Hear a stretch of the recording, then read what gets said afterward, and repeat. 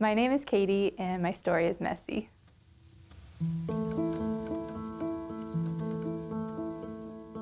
My story is about how God turned hurt and hatred into love and joy. So I grew up in the church. I grew up knowing about God and knowing scripture, and I gave my life to Christ when I was very young. I've never really questioned or doubted who God is. He's just always been a part of my life. My parents got a divorce when I was 2, and when I was 5, my mom married my stepdad, so we moved into his house. We had been attending a Methodist church, and then all of a sudden we switched and began going to this very charismatic church. We started going there because after we had moved into the house, some really bizarre things started to happen. And it got to the point where we had to have the pastors come in, anoint the house, pray over it, and kind of help to rid the house of this weird, crazy stuff that was going on. I'm telling you all of this because it does play a role in my story. There was this darkness that was in our house, and because of that, it allowed a door to be opened for sin to enter in. So the same time that the spiritual warfare stuff was happening was the same time that I was molested.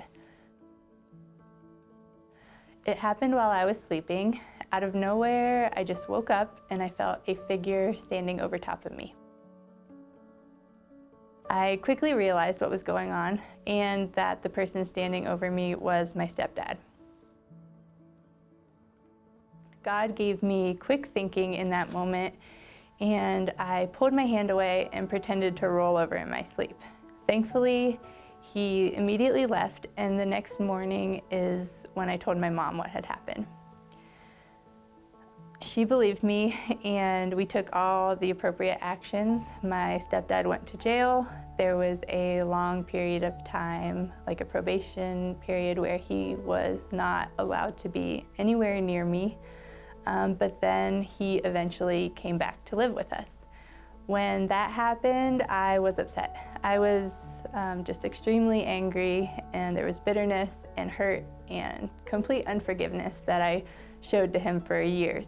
I was unhappy, and there was no joy in me, and I knew that in order to fully heal, I needed to forgive him.